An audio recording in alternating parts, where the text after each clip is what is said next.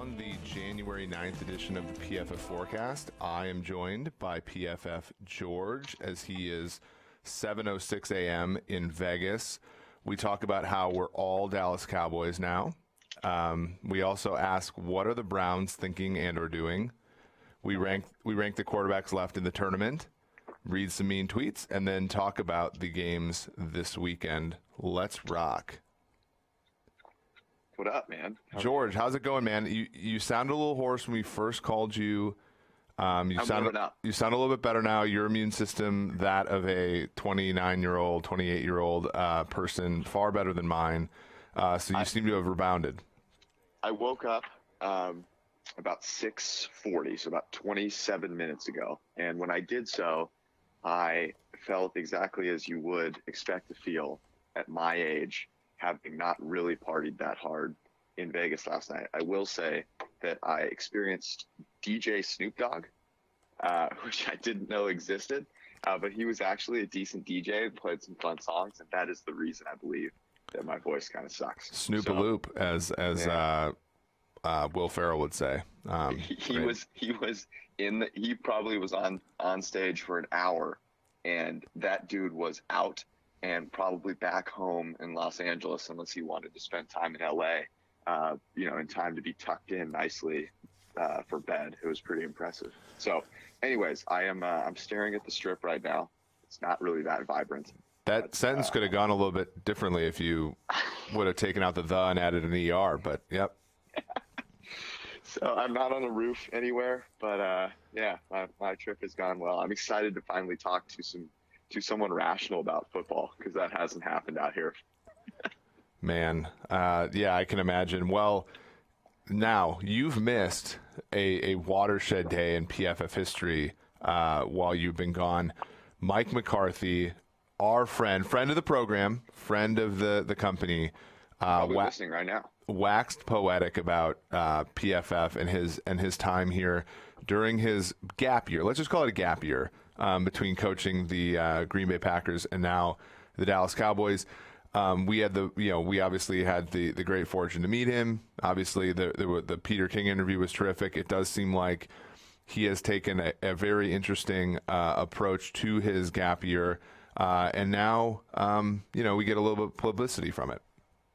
What do you think the biggest change in in the output of his coaching? I think he talked a lot about his process, right? His process is going to be different, more efficient, and better.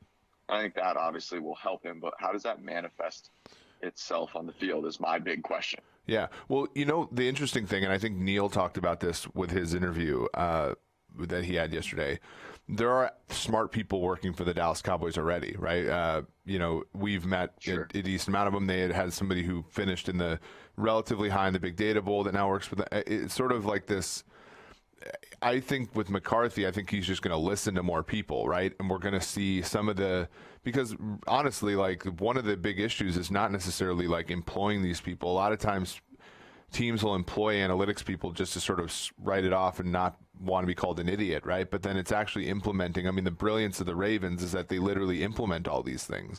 The brilliance of the Eagles is that they implement those things.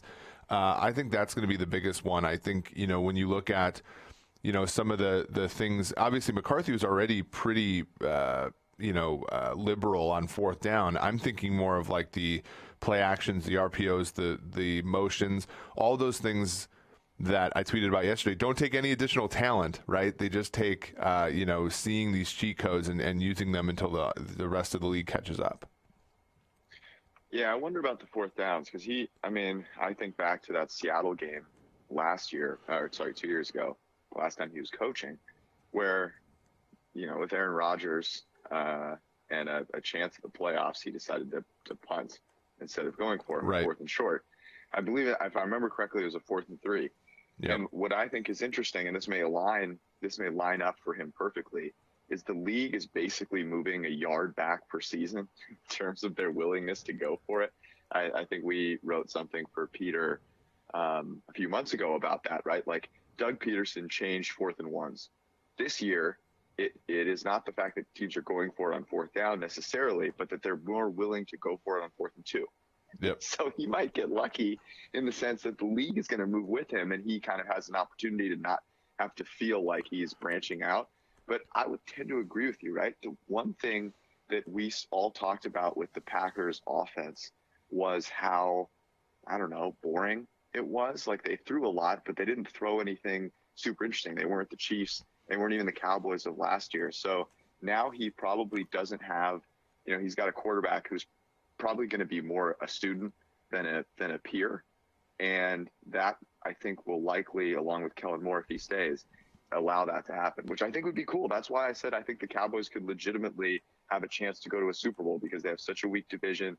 They have a quarterback if they lock him down, and they have a great offense if they keep Amari Cooper. So I don't know. I think it'll be cool. I'm excited for it. I really hope that all of the hype is not, is not all for naught. Yeah, for sure. And the cool thing is he's from a position of strength. There's not there are question marks about Dak, and there are question marks about how Kellen Moore, his offense will integrate and whether he'll even get to call plays, because we know McCarthy, I think he let Tom Clement call plays for half of the year in 2015, which was really the start of the downfall for Rodgers. But he's really never relinquished that role other than that. And so the question becomes, Moore was terrific this year. You get a little bit of regression. There were 30. I didn't even notice this until I helped a friend with a broadcast the other day. The Cowboys were 32nd in our PFF special teams grades. They cycled through kickers. Obviously, there was the 1-6 in close games. Like, all those things regress, and this Dallas Cowboys team is probably starting at 10-6, just bare minimum. And then, the question then becomes, okay, you can't really improve much from being first in yards per play offensively, but can you at least stay in the top 10? Can you keep defenders around? Maybe, here's another underrated thing about McCarthy. When he was coaching, in Green Bay, I know he didn't have, as much autonomy over the roster, but that team drafted corners after corner after corner after corner. Do they change their orientation towards Byron Jones now? Because, that's really the most important piece to keep on that defense. All those things are, I think, question marks when it's Garrett and Jones that are more, if you're a Dallas fan, the outcome might be more advantageous now that's McCarthy and Jones. That's interesting. I'm very interested to see what they do with free agency. I'm fascinated about what happens with Amari Cooper. To me, and I'm very curious your thought on this, because you're a part of fan bases that are very passionate. So am I.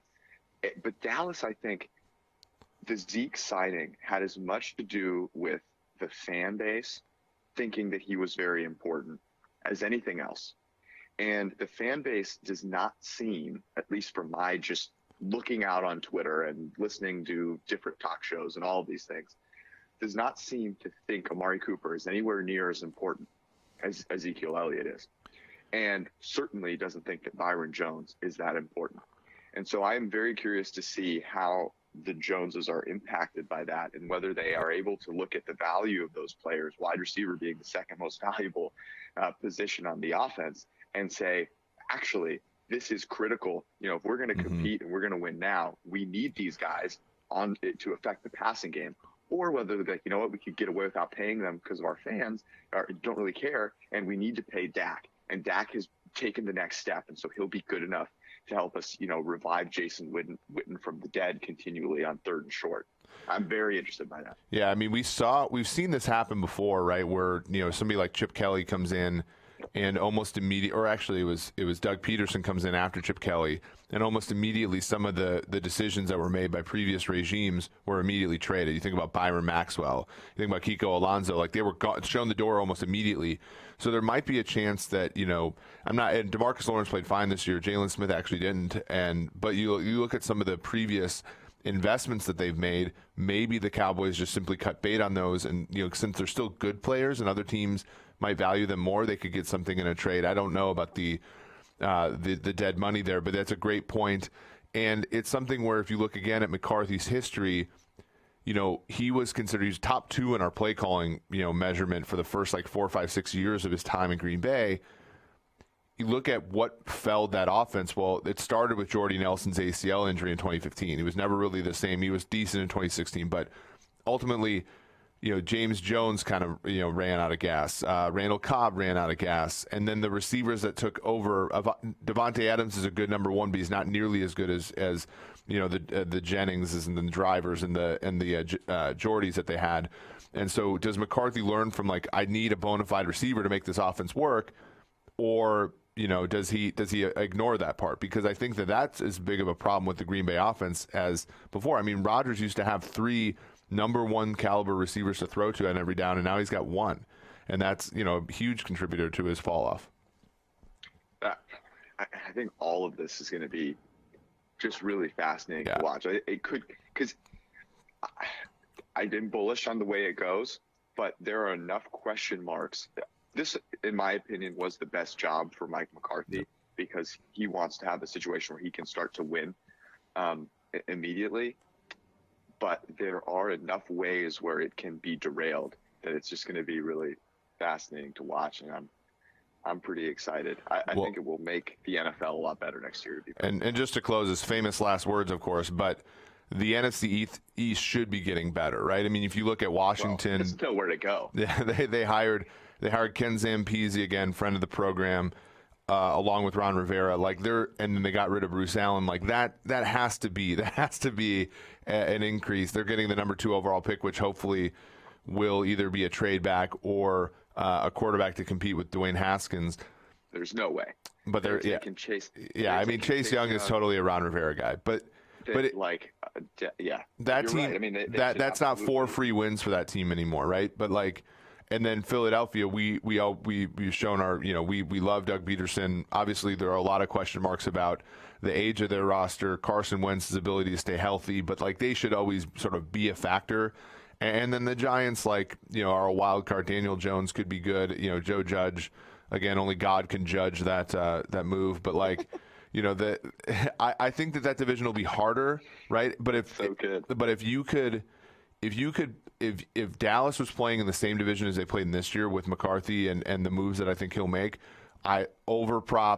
division prop, those are all locks. I think next year it might not be as easy, but I still think they would be probably our odds-on favorite to win that division. Well, and just get a little more luck. I mean, Jason Garrett got, as much as he probably brought it on himself, got unlucky to a certain degree, in just losing that many for sure. close games, not having an offense that was that good. You mentioned a couple of things that I thought were interesting.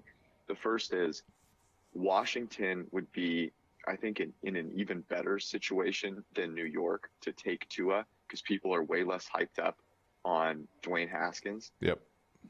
And they could probably, get away with, hey, we're going to, really let him get healthy type deal. They're not going to, but they should. And then secondarily, you mentioned Donald Driver. And do you think everyone knows the story of Donald Driver's childhood? Has that one been beaten into the ground, or is that one that not enough people know about? I'm not sure what you're referring to. So the story about stealing cars. Oh, no. I guess when he was a kid, he had a super rough childhood, and he would steal cars. And one of the stories is that he, I'm probably going to get this wrong, but it was he stole a car, and it was the car of an older woman, and he had a come to Jesus moment and returned the car, but he credits the punching through windows with and not damaging his hands as being the reason he was able to have such good hands in the NFL. Wow. I butchered that story like you would expect someone to do. While in Las Vegas. Well, describing a come to Jesus moment while in Vegas is a really tough task, and I think you did a pretty good job.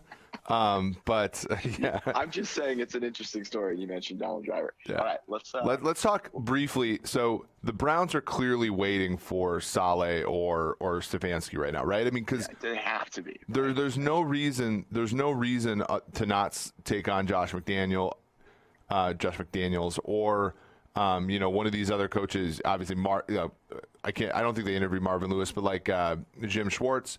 Those guys are freely available to be taken on right now. They probably would have, by now, had they've gone through the interview process, all that kind of stuff. So they're really, I think, either holding out for Saleh or Stefanski. Yes. That would be my guess, though. it's very interesting to me that that Joe Judge got hired ahead of Josh McDaniel. And I kind of thought the Browns would be trying to throw the kitchen sink at him and give him like an opportunity to pun intended, of course.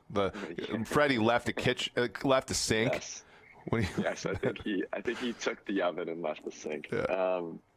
The microwave, the toaster, the fridge, everything, but the sink is still there, and gave him an opportunity to sort of like build your own culture. But I also don't think that he provides, and I think maybe one of the reasons he hasn't been hired is that he doesn't really have a big personality. He doesn't come off as an authoritarian who's going to whip a bunch of kids into shape, which makes me think that Robert Saleh would have the inside track. Now, I ask you this. How important is this game? You mentioned Stefanski and Saleh. They're literally playing against each other in this game. Yep. How important is this game in determining what the Browns do? Yeah, it's important. I mean, you'd hope it wouldn't be, right? But for a team like the Browns, it sure is probably hell is important, right? I mean, one game sample should not determine it, but yeah. You would hire Stefanski, I would guess, because of the offensive side of the ball, and I think I would. It's tough. I would probably lean that way too. Yeah. Not knowing much about Stefanski's personality. Yeah. I do wonder though what if Saleh was able to bring a younger disciple of the San Francisco offense? No, it's a really good point. An issue that's come up, right, is this whole, and so yeah. The issue is if he brings a young disciple and the guy's great, right, which is a non-trivial opportunity because Baker Mayfield's pretty good. They have good weapons.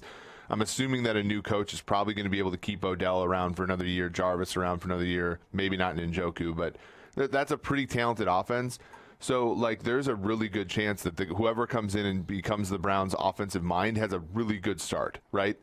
And then that person's already gone because we've seen Stefanski's been an offensive coordinator for 20 games, right? And like now he's considered a head coaching candidate. He was even considered a head coaching candidate last year after 3 games. So that's always the risk, right? And so that's probably why I would take Stefanski just right away. But there are a lot of reasons why the league should also think about Saleh. And one of the reasons is they've continued to hire basically there's the issue with the Rooney Rule. There's an issue with all this kind of thing where all these new head coaches literally look the exact same. So there's also an issue with diversity in the league. And as you talked about, he's Lebanese and that, that's something that is not trivial as well. And it might be, in the Browns thought process. It would be a win for all Arab Americans that like to work out. Yeah, I mean, right. I mean, it's an awkward thing to bring up because you want obviously the league. Everybody's gonna say we want to get the best guy, but I do think these teams. Somebody brought that. I think it was Mina Kimes brought this up on Twitter, which is great. Which is these teams make dumb decision after dumb decision after dumb decision sometimes, but when it comes to hiring the right guy, we always assume that when it's the white guy that's hired, they made the right choice, right? Well, it's that was exactly what I was going to bring up, which is the tough thing for Saleh is that just by the nature of where our nation is at, he is, he would have a shorter leash. So there's no doubt about it, right? And you brought up the hot offensive coordinator thing. I think it would be even worse for a guy like Saleh, especially in the middle of the country. Like he is right now in San Francisco, which is probably the best place to be, to be a minority and be in a position to have a place, right? Because you'll be accepted.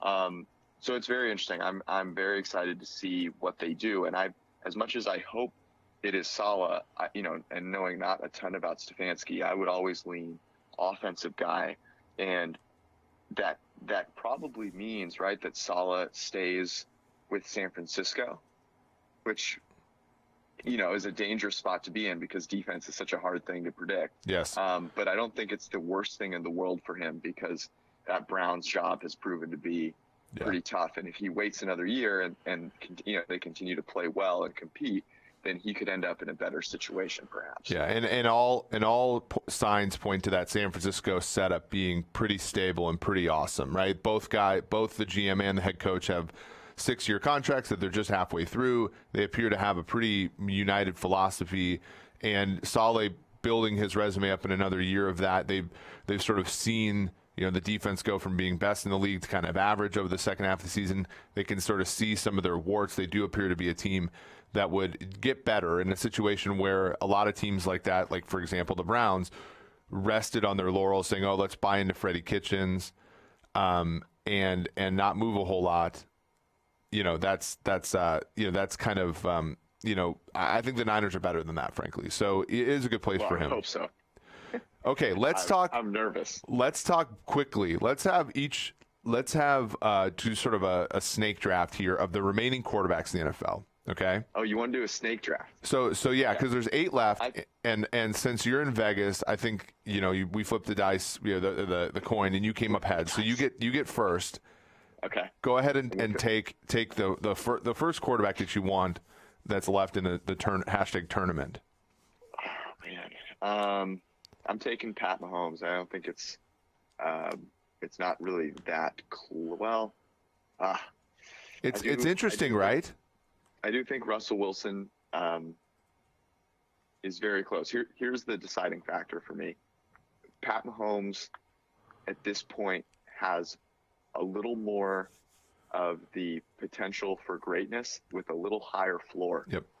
And the reason I think he has a little higher floor, and maybe we just haven't seen this because Russell Wilson has dealt with suboptimal, offensive line over there, but Russell Wilson tends to be more of I'm going to own my own pressure rate guy and take a bunch of sacks. And Mahomes is more willing to get rid of the ball quickly. Yep. Part of that is the scheme that he's in. So I'm taking Mahomes over Wilson. Okay. So I'm going to go with Wilson, and I'm going to go with Lamar. Okay. How close were you to flipping Lamar and Wilson, or not that close? No. Not really. And I was actually relatively close to taking Watson over Lamar at 3. Over Lamar. But obviously, like the last few games, I don't think it's that close, but part of me wanted to. People are going to get mad about Lamar going 3rd, and I would look at it the other way around, which is Lamar Jackson right now is one of the top 3 quarterbacks left in the NFL playoffs. Mm-hmm. A year ago, he was considered the worst, right? Looked horrible against the Chargers, and people were like, "What the hell can you even do with this guy?" So he's been fantastic this year, and he offers so much from what you can do with your offense perspective. The Watson thing it seems to me again to be similar to the difference between Mahomes and Wilson, which is like Watson sometimes just torpedoes your chances of winning. Yep. So Watson is the clear-cut number 4 guy for me. And then it gets dicey. It does. It really does. And this is where so Kirk Cousins has played better than Aaron Rodgers has this year. And so has Ryan Tannehill. But I would take Aaron Rodgers. Okay. I mean, that's not egregious, right? And you're kind of earning back a little bit of Green Bay Packer Twitter's trust right now. Mike, make sure that you get that on the what's interesting Twitter. about that. The Green Bay Packers fans, we were talking about Seattle against the spread. We're going to talk about this game in a second. They're 4.5 point underdogs. So it's not incongruent. They could cover and the Packers could win, and they were acting like I was saying they were going to get blown out. But for what it's worth, Russell Wilson went way higher in this draft. I would just take Rodgers over 2 guys who have a very short sample of being good and have not really been good in the playoffs. Yeah. So yes. So now I'm at 6. Okay. So this is tricky because I don't want to dig on Jimmy G, but I do think right now I'm going to go with Cousins and Tannehill in that order. That's egregious. And here's my thing with Here's my here's a question. Do you if you had the choice of Cousins and Jimmy G, which one would you take? For one game? Yeah. One game right now. Well, supporting cast agnostic. Supporting cast agnostic. I still have a really hard time believing in Kirk Cousins. Yep. And his leadership.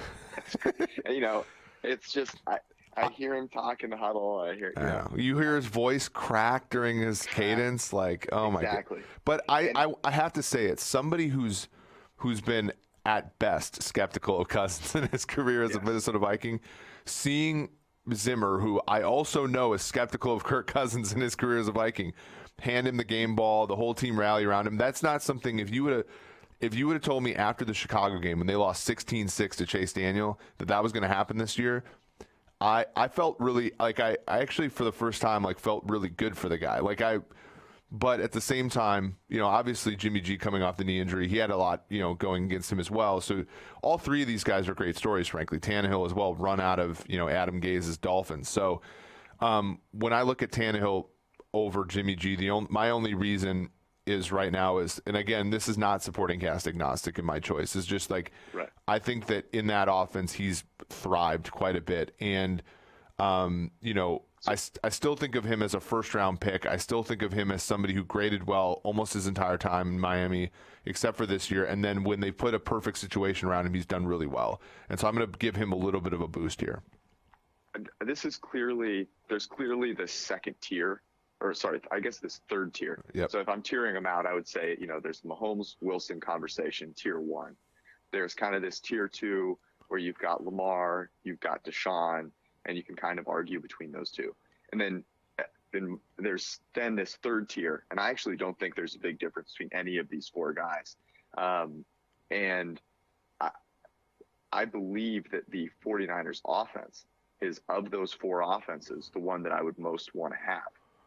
But I think it's very fine to say that Jimmy G, because that's the case, you probably know the least about in terms of the plays that he's going to be able to make. So I can't really argue with that. I hope, though, that when we're having this conversation next week, that he's still around to talk about. Yeah, right. And because we honestly don't know a lot about him, right? We don't know a lot about Tannehill. We know probably even less about Jimmy G. So I think that's one of the reasons I think you can easily put him last. All three of these guys have a fatal flaw. And the one with Cousins is that, and so this is sort of suss this out. The one with Cousins is that he doesn't win big games. The one with Tannehill is he takes way too many sacks. And the one with Jimmy G is he throws a lot of interceptions relative to how good he is.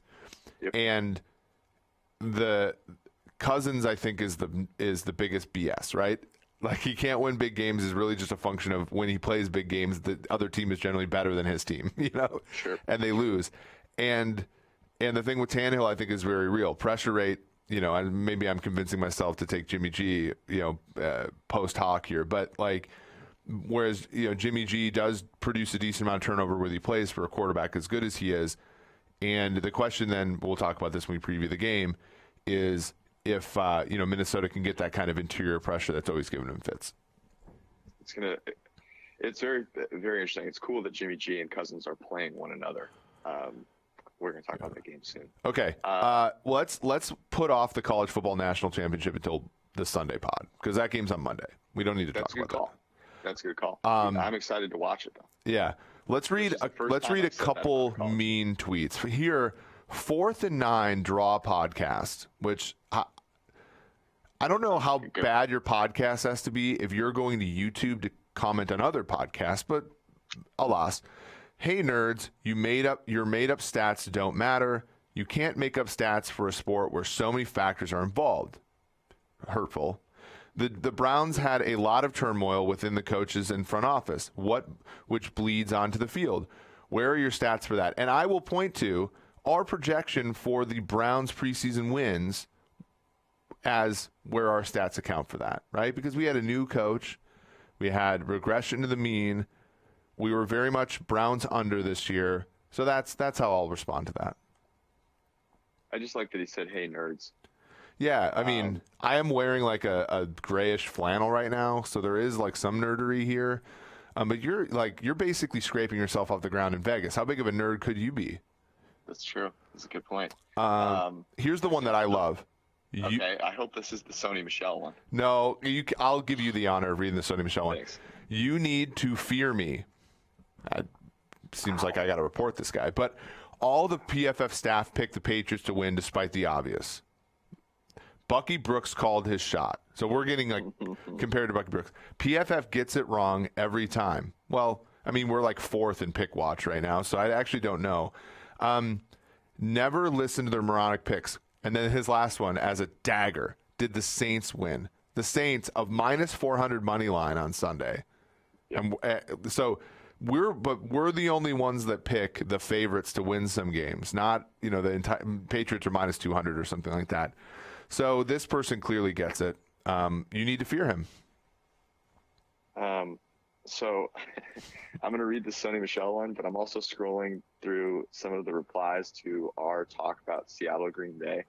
And the people referring to us as dude on the right and dude on the left is pretty sensational. I believe I'm on the right, and this guy says dude on the right is one of those people who is universally disliked even by their own families. Which is crazy because by all accounts, your family loves you, and my family is a little on the fence about me. Oh man, I would say that any time that you're making judgments about someone via podcast with regard to how their families feel about them, especially if you are a Packers fan, is probably not fair. But I think your family tends to like you very much as well. And the funny thing is that you did not get brought up in this, so you don't have to worry about it. People just think your family loves you. Let me read this one real quick by 2REA, whatever. His name is a joke. First, Sony Michel helped win the Super Bowl last year. You can't give all of the credit to the QB when a team wins, and none of the blame when they lose.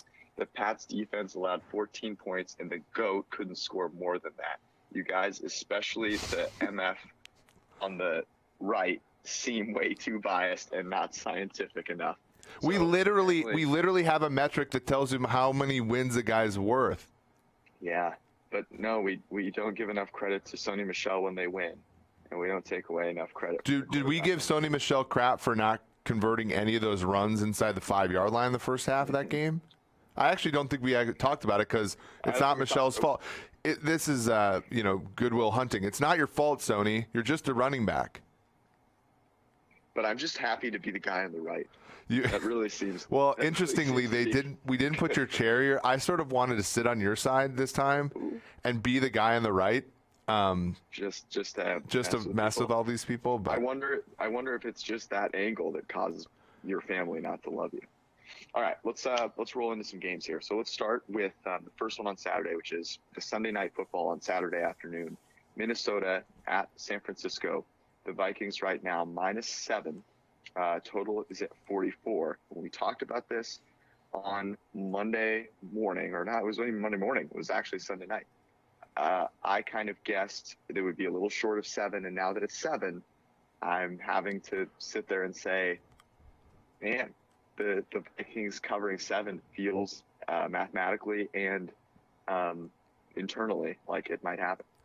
Yeah, obviously, this is not one we wrote up, but I do like Minnesota in this one. I like the fact that they mirror each other as offenses. I like the fact that Zimmer, with the interior pressure that he was able to get on Breeze last week, that's one of Garoppolo's weaknesses.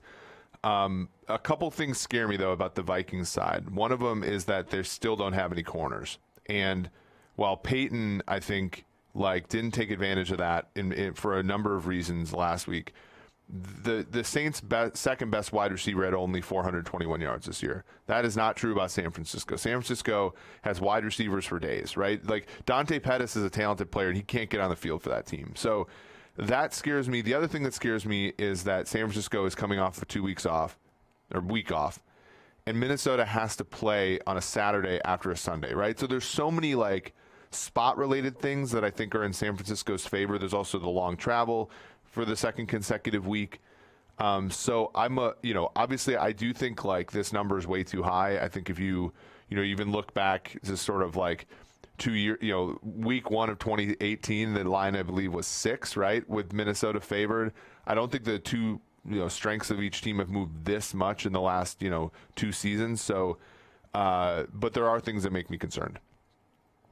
So the spot, I was trying to think about this as well, because the difference between these two teams on a neutral field, all things being equal, is not a ton, despite how much better the narrative is for the Niners this season because of where they came from, right? And that is a large reason of why they are viewed as being so great, is because they went from, not very good at all to first place in the NFC by an inch. Yep. I might add. And you think about home field, which they play in Santa Clara. Like, they don't even play in San Francisco. And I think the Niner faithful will show up for this one, but I'm not convinced that home field is as strong, as maybe some of the stronger ones in the NFL. And then the rest component is interesting because the Vikings had that advantage over the Saints last week. And now, so are we overvaluing that performance because they had rest and now they're on the other side? Do all of those spot things really add up, including home field, to 7 points? And my thought is, no, I would make it more of a 6, maybe 5.5. The Niners, to me right now, are a team that is capable of winning close games. And earlier in the season, they were kind of blowing out these bad teams. The Vikings are not a bad team, and really they haven't. I mean, what good team have they gone and blown out? Yeah, I mean the only outlier to this would be the Green Bay game on that Sunday Night Football game. A good team, but good team. But Green Bay swept Minnesota, right? Including winning a game in Minnesota on Monday Night Football in a game both teams needed, and the Vikings, just flat out didn't show up, right? So there's always that part that Minnesota has in them where they can be bad, right? And so that'd be my one concern. The other thing that I think is not trivial at all here is just health. Minnesota Adam Thielen got injured in practice yesterday. All signs are that he'll go, but that's not encouraging. Brian O'Neill had some issues in the last game. He did come back. But San Francisco is getting Dee Ford back. They're getting likely Quan Alexander back. They're getting Chakwiski Tart back. The cornerbacks that they had that were going into the end part of the year banged up, like Richard Sherman, probably more healthy after the week off. There's still issues with their interior, their offensive line, but I think that's a huge thing for San Francisco. One of the reasons their defense trailed off at the end of the season is that they were playing, the Atlanta game. I believe they had 5 or 6 starters out. Like, that's not going to be the case here. And while I do think Minnesota's talented enough and good enough scheme to score in this game, like, they're probably going to have to be as good, if not better, on Saturday than they were on Sunday against New Orleans. I don't disagree with you.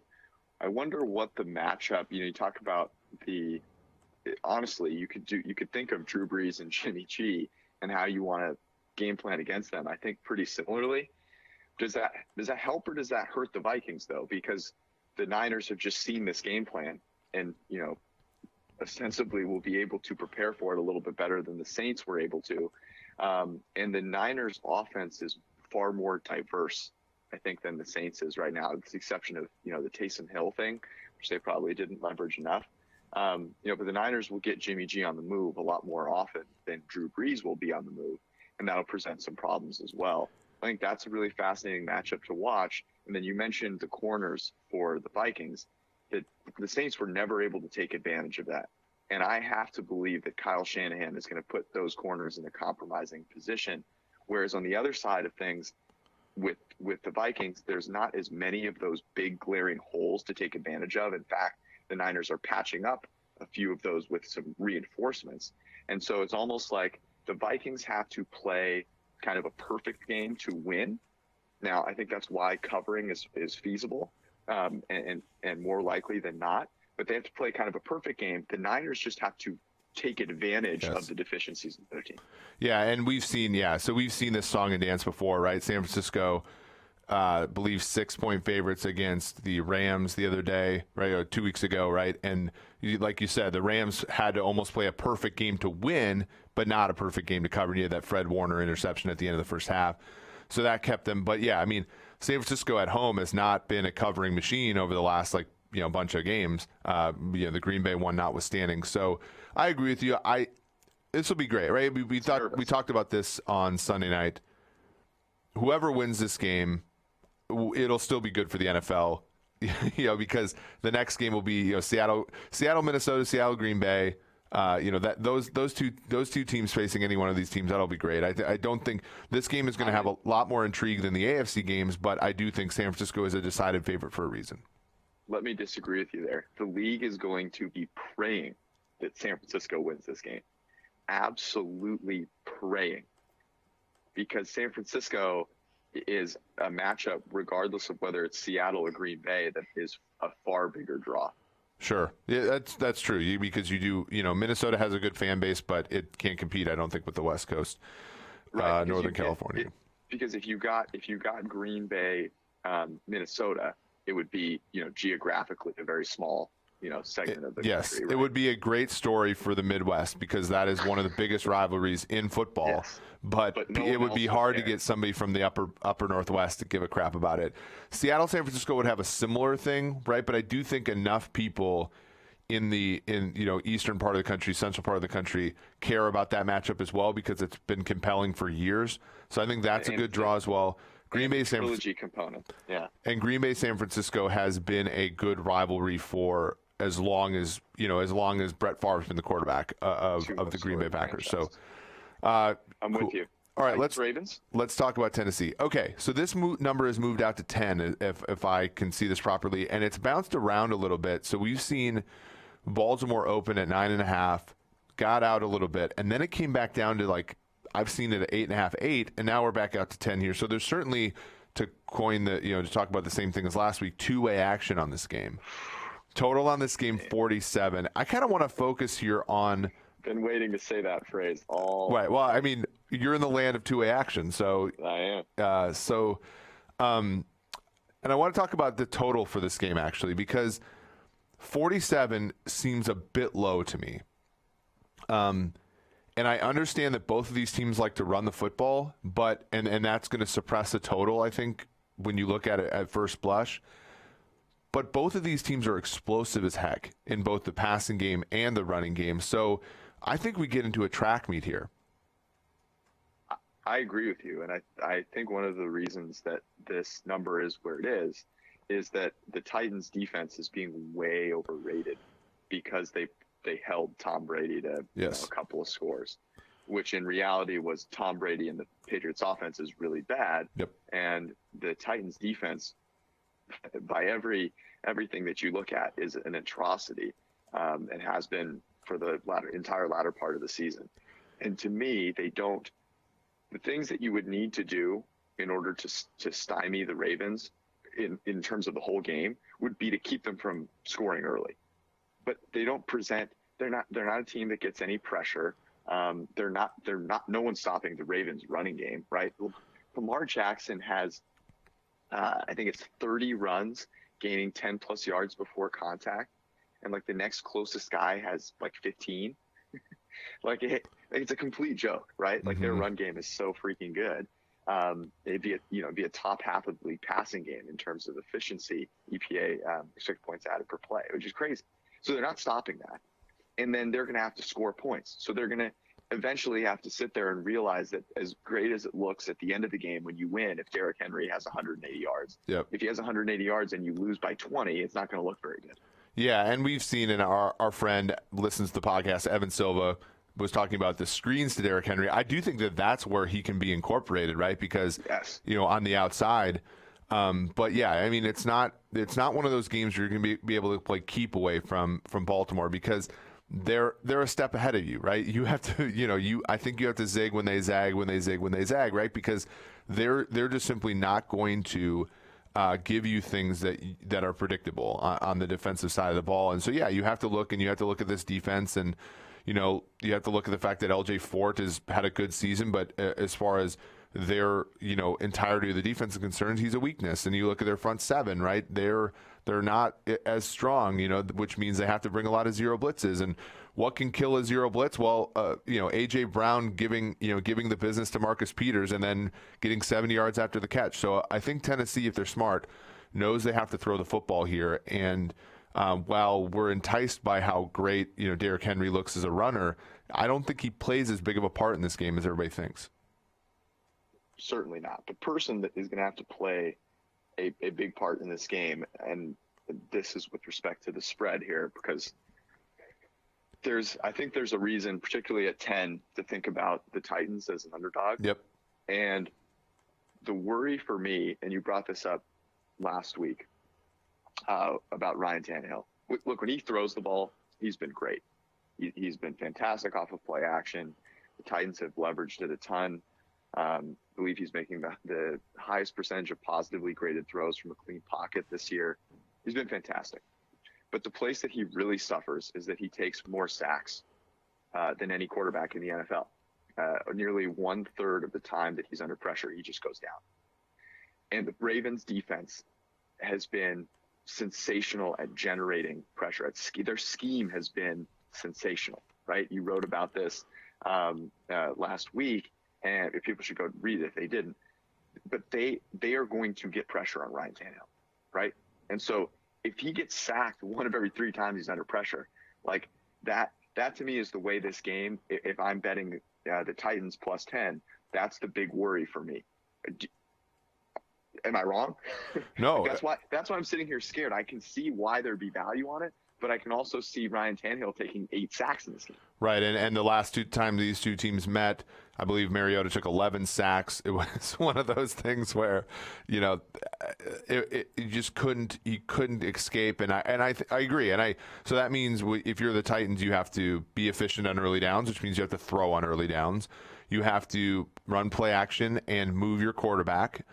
Which I think they can, because I don't think the edge players for Baltimore are particularly not their strongest suit. And on the outside, you have to win battles. And A.J. Brown has shown us that he can win battles. Marcus Peters, who's been great this year, a great addition, really brilliant trade for them. But he can be had. We've seen that during his Kansas City days. He gives as good as he gets.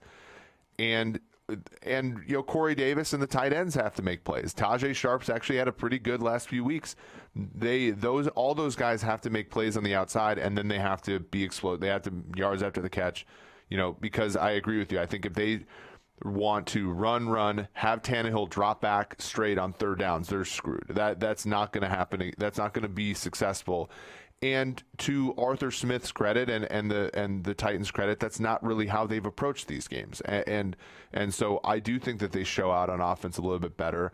But to the Baltimore side, and we wrote up this, I think Baltimore is going to have an absolute, they're going to score more than 30 points in this game. I cannot see them, taking the Titans lightly, right? We saw Kansas City take the Titans lightly and lost, right? We saw the Patriots take the Titans lightly and lost. There's, I think, in no way, shape, or form does Baltimore hold anything back here and try to play for the AFC title game. I think they try to blow out Tennessee, and as such, I think they try to score a lot of points. The idea that Baltimore wouldn't try to blow out, they've tried to blow everyone out. Exactly. That has been their MO this season, and so they're going to do that. And even if they run the ball a ton, that doesn't slow them down, as we mentioned before, right? They're just that efficient because of Lamar Jackson. Yep. So they could easily go over 30 by sort of playing, by running a ton, whereas the Titans can't do that, as you mentioned. And the good thing the Titans have is that they established the run last week with Derrick Henry. Yeah. So they hope, if they realize that and they don't come out and feel the need to do that, they could actually get some, make some hay early in the game on early downs, which they would need to do. So I'm with you. I would personally rather go, with a Ravens total or look at the whole game total than I would with the spread. But I just want to know real quick, if it's 9.5 and if it's 10, does that half point cause you to move one way or the other? And if you had to take one side, which one would you take? I think at 10, I'm taking Tennessee. I don't feel great about it. I don't love it. But we've doubted Tennessee a lot this year, and they are a team that I think is formidable on the offensive side of the ball. But yeah, the play here for me, I think is over. You can even buy down to 46.5. I just, and the Ravens team total, which is what we wrote up, because of the things in this game that I think are true, and I kind of know are true. Baltimore is great offensively. Tennessee is not great defensively, despite what happened. And I think those two things merge together and give Baltimore a pretty high-scoring game for them. Taking the Titans plus 10 would make me feel similarly to waking up on 4.5 hours of sleep in Las Vegas, which is pit of misery. It's pit of misery, but at least you know you're alive. Yeah, well, and that's the thing, and this is another game, and like we talk about this a little bit, where so we talked about actually the Titans Patriots live betting, right? And I think that you can pretty much tell early in a game, like last week's game, Titans versus New England. You can tell early in the game whether the Titans are going to be in the game with the Patriots or it's going to be another Los Angeles Chargers game, right? And I think the same thing's true here. Like, I don't think the Titans sneak up on the Ravens. It's either a slugfest from the beginning or the Ravens win 35-0, right? So this might be a game where live betting is maybe more profitable than pregame betting. You got me excited. Okay, Houston, Kansas City. We have a couple of really good quarterback matchups on Sunday. Houston, Kansas City. Kansas City is a 9.5 point favorite. Total is at 51. 9.5 feels high for a Deshaun Watson, right? Like yep. Deshaun Watson being a 9.5 point underdog, given everything we know about Deshaun Watson, seems ludicrous. It also seems a little ludicrous that, the Texans beat the Chiefs earlier this season. The thing that I then come back to is that game was probably the low point for the Chiefs in terms of Pat Mahomes had just injured his ankle the week before, clearly did not look good, and was definitely hurt. And they got terribly unlucky with the end of the half situation. The Texans ended up having to convert a fourth down. Kudos to Bill O'Brien for that. But that game was fluky as hell. So now I can come back to the Chiefs being 9.5 point favorites. What is your thought? Yeah, and you even look at that first drive of the game, Houston versus Kansas City. Kansas City, I believe, had to actually gain 120 total yards to score because they had like a holding penalty, an offensive pass interference penalty, all that kind of stuff. Extremely fluky. This is another game, and I want to see your opinion on this. Is the public, probably not given where the lines are, but is the public going to chase Houston's defense the way that they're probably chasing Tennessee's defense after last week? I have the opposite opinion, which is that I believe that people are talking way more about the Kansas City defense. And that is really the reason that this is 9.5, and maybe not. Right. And we wrote about this on the website. Kansas City fundamentally is a better defense, but is it going to matter? I'm more asking because like Houston held the Buffalo Bills to 19 points the other game, right? And they've had.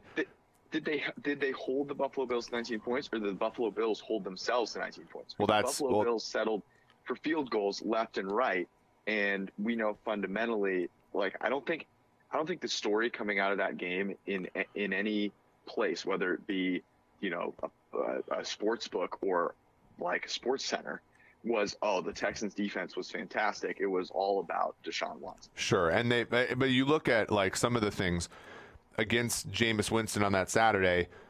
Their defense got a bunch of interceptions, right? And and then the week prior when they beat the Titans on the road, they got a bunch of Houston, I think, has been lucking into a lot of things defensively over the past month.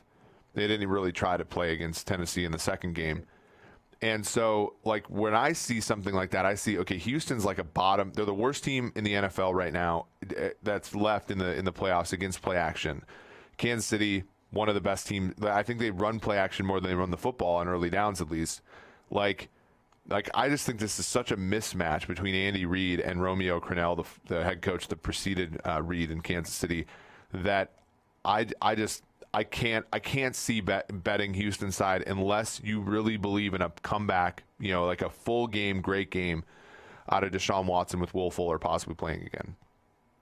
The Will Fuller question is very interesting. If he plays, if you have Will Fuller, you just try and imagine, you try and fast forward to Sunday afternoon. And it's like, okay, say that the Chiefs are up by 14. Yep. You just feel like Deshaun Watson is going to somehow will his way, through the back door. Like, that's my worry with this one, is that as good as the Chiefs defense has played, we know mathematically that's more a function of the offenses that they played. And even though they're not a catastrophe, it doesn't matter, right? Like the two best defenses in the NFL were the Patriots and the Niners, and both of those teams got trounced by other good offenses, right? Like the Saints put up 40 plus, the Ravens ran all over and through the Patriots defense. So that would worry me very little. What would worry me a ton is that both of these quarterbacks are guys that I would want to start a franchise with. Mm-hmm. And one of the reasons is that they're never dead. Yes. Yeah, absolutely. And so my only pushback to that last point is I think there's so many more question marks to the game-to-game play that is Deshaun Watson, and there are very little. I think our friend Ben Baldwin posted the article about Mahomes' like EPA per game, per play over the course of his career, and he rarely has bad games. If not, I think the Colts game is like literally his only bad game of his career. Whereas Watson, we've seen the Tampa Bay game was bad. Obviously the first half of last week was bad, and so the only question mark I have is the Chiefs defense good enough to keep a double-digit spread from being covered, right? Because it's not about winning the game so much for Kansas City here on the betting market. It's actually to win by multiple scores, and so that for that reason I sort of lay off this on the spread. If I had to pick, I'd probably lean Kansas City, but not something I would play. 51 is the total, though. That's, I don't know. I mean, it depends upon honest to God, it depends upon Will Fuller playing, whether I like that over or I possibly consider going under that. I was going to say the exact same thing. I see no reason why there wouldn't be a bunch of points scored on both sides. This is where you can take advantage of the Chiefs defense being overvalued. And if you can find out, if you feel like Will Fuller's going to play, I got to think that they're going to give him a shot to play here, right? I mean, they're at least going to trot him out there for a couple of plays.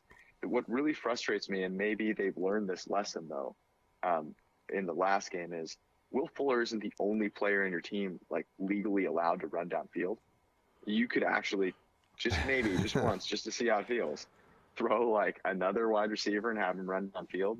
Like that's sort of like also a message for the Eagles, frankly. Yes, the Eagles have way less talent, right? I mean, we haven't even talked about DeAndre Hopkins. DeAndre Hopkins, if we did a snake draft with wide receivers, right? That maybe the top two that you would take in this game or not in this game, in the playoffs, are in this game, right? DeAndre Hopkins and Tyreek Hill. So those two are very interesting because the Texans certainly won't be able to cover Tyreek Hill.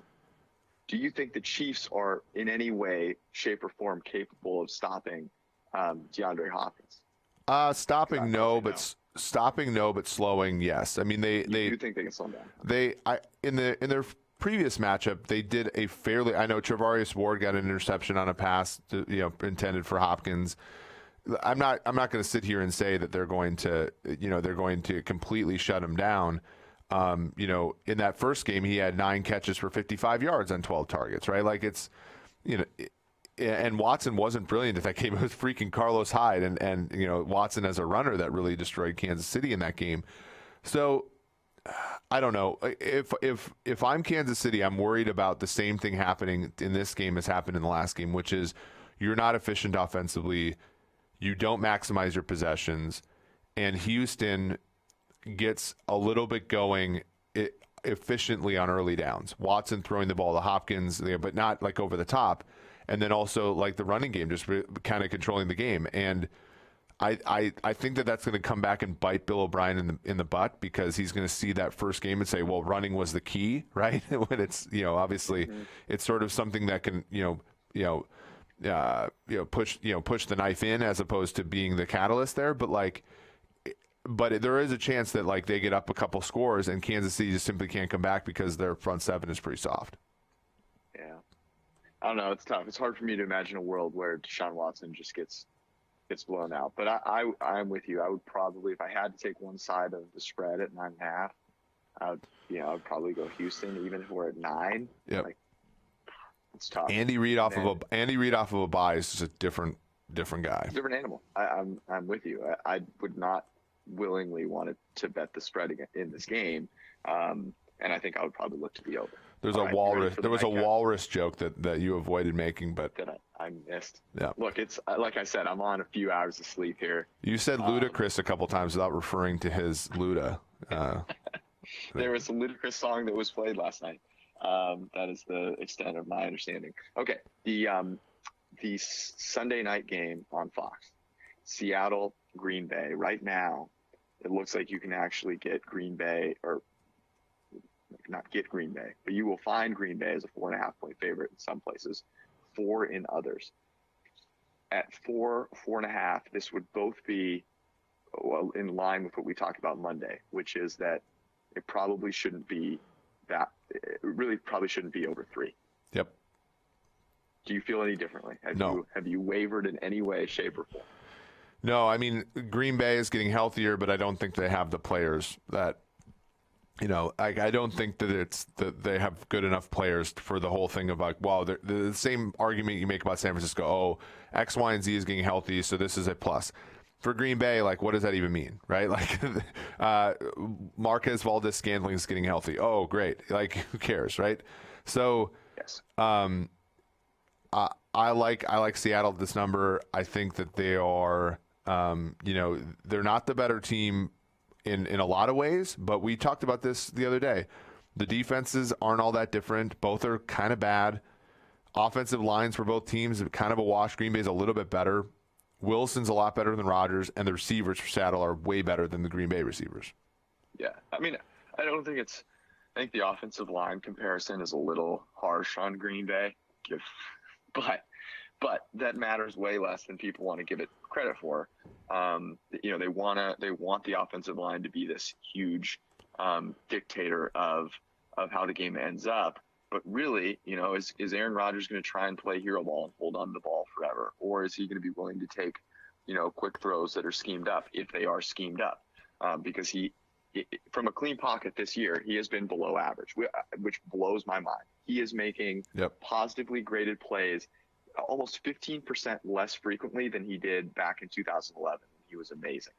And that is below the league average again this year. So he's doing the things that you would expect from Aaron Rodgers, which is to win from a clean pocket at a very high rate, and then to make plays that you go, man, no other quarterback's going to make those plays consistently. And he just hasn't done those two things. So the gap there between he and Wilson and just the offensive firepower that they have, right? Wilson has Tyler Lockett, and now, DK Metcalf is a guy that he's got that like Will Fuller, stretch the field, make big deep play, catch deep passes. That's so valuable in these games where you only get 12 drives, right? And one of those big plays can turn one of those drives into success very quickly. Whereas with the Packers, they just don't have that ability from an offensive standpoint. So to me, this is the bet that if I had to make one bet this week, it would be Seattle plus 4.5 plus 4.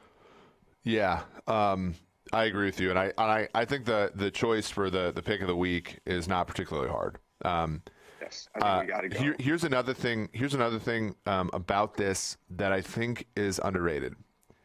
Seattle last week controlled the game from beginning to end, and despite that, they still passed the football far more than they ran the football, and I think that this sounds pretty, this is going to sound stupid, but I think the injuries to their running back are going to make them more efficient offensively. And interesting. And they're not going to, they might still try, but like the fact is they were dropping back to throw a significant amount of time the other day, averaging more than 10 yards per pass attempt. Metcalf, obviously, almost 20 yards a target. I don't think that they're going – a lot of the things that we're worried about with Seattle, which is they're going to try to grind the game out, I think go away a little bit when, Travis Homer and, bless him, but Marshawn Lynch are the running backs. I think that they're going to lean more on their strengths, and I hope that last week is a harbinger for things to come, at least on Sunday. You know why I love that idea is because what have we heard about this week from Pete Carroll? You're going to see more Marshawn Lynch. You know what that sounds like to me? That sounds like you're establishing the run, right now because you really don't want to run the ball in the game. They were of the wild card teams, the teams that play on wild card weekend, they had the worst rushing offense by a large margin, like the worst. And it was okay. And it didn't matter. You know why? Because they had the best passing offense in terms of yards per drop back and expected points added per drop back. And then so if those things, if they start to lighten, to understand that actually we just need to leverage our best asset and not kill ourselves by continually running on second and long, man, you're right. I do like that. Here's the thing. If I'm thinking about Sunday night and me crying in a puddle of my own tears and getting ruined by every Packers fan on Twitter, the reason for that would be what? Rodgers has just a game. Oh, so Brilliant game. The Seahawks get injured in the secondary. And Aaron Jones, and Rodgers plays extremely well, makes a couple throws like he did against Kansas City where we're just like, hard to beat that. And then Aaron Jones in the passing game has his way with Wagner and KJ Wright, who have given up over 1,300 yards receiving this season combined. Interesting. Okay, so I'm not bullish on it, but that could happen. Yeah. I like that. For the record, I really hope that Aaron Rodgers plays well. I love watching great quarterback play. I love Aaron Rodgers, and I want him to play well. That being said, I'm just using what the data has told us about his play this year. I think it's the other side. So I think even if Aaron Rodgers has a really good game, that it's all about what happens to the Seahawks. And what could happen to the Seahawks is the Green Bay Packers have great pass rushers. Kenny Clark, Preston Smith, and then Zadarius Smith, who leads the entire NFL, the only guy over 90 pressures this season. Yep. If they just eat the Seahawks pass protection alive and Russell Wilson has no shot in hell, that to me is what would derail this. Like, even if Aaron Rodgers plays the way Aaron Rodgers has played all season, if the Packers defensive line just wins that massively, that would be the way that I see myself drowning in a puddle of tears on Sunday night. That being said, I will take Russell Wilson, the better quarterback, getting points in Green Bay. Yeah, for sure. So I think that's going to be it. Lock of the week. Yep. Let's do it. Let's close this because I know you have some things to do today. Let's close this with my Cincinnati Wise story. So I'm excited for this. So you were gone yesterday as well. Yep. And so I happened to walk to the gym with Neil, my boss, our boss, and we walked in. And you know how when you walk into the locker room, you immediately see the steam room and the sauna, right? Mm-hmm. Mm-hmm. And it just sort of hits you like a ton of bricks. And so yesterday there was a person who was particularly comfortable in there, in the steam room. Out. No, just sitting there, squared up, no towel. And also had probably just had the steam room turned off. So there wasn't enough steam to sort of mask what was happening here. My hand's moving. Mike, you probably want to get this. And so I was I'm minding my own damn business, talking to Neil. And I turn the corner, and that's the first thing I see in the Cincinnati Y. And I don't understand. I tried to be like, Neil, what the fuck, what the heck is this, right? And Neil fundamentally didn't notice. So it was sort of an interesting but awkward situation, and it was I think peak Cincinnati Y, but also a story to be had, I guess. So when you tell these stories, I'm like, you can see it, right? Because you've been there. I feel like I'm there. Like, I think there are far more gyms in America that are like this than are really nice and swanky. So I feel like everyone knows exactly what you're talking about and has had that same feeling. It's weird to me that there are guys that they just don't get it. Right. Well, and here's the other thing. All congregate in men's locker rooms. Here's the other thing. Does he want to die? Because I don't know. You've been in that steam room before. They blow the steam literally up through your behind, right? Yes. So like I go in there and I used to wear like, you know, a towel or whatever. I wear 2 pairs of shorts in there so I don't get my hamstrings burned off.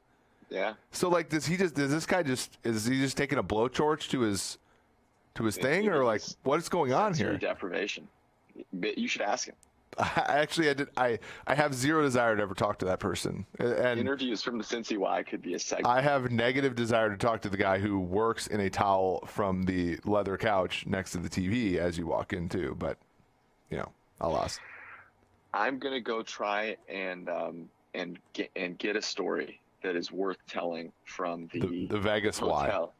Y. Yeah, the Vegas Y here. The best thing that I have from yesterday was that there was a lady that appeared to be trying to climb Mount Everest at a very slow pace on a treadmill yesterday. Nice. For an hour, but that is nowhere near the story that you've got. So I'm gonna try and go procure one. Hopefully, I can come back on Sunday night with a good story, and yeah, we'll be back. There's nothing else we got to cover, right? That's it. That's it, man. All right, brother. I'll see you soon. Peace All right. out. Take care.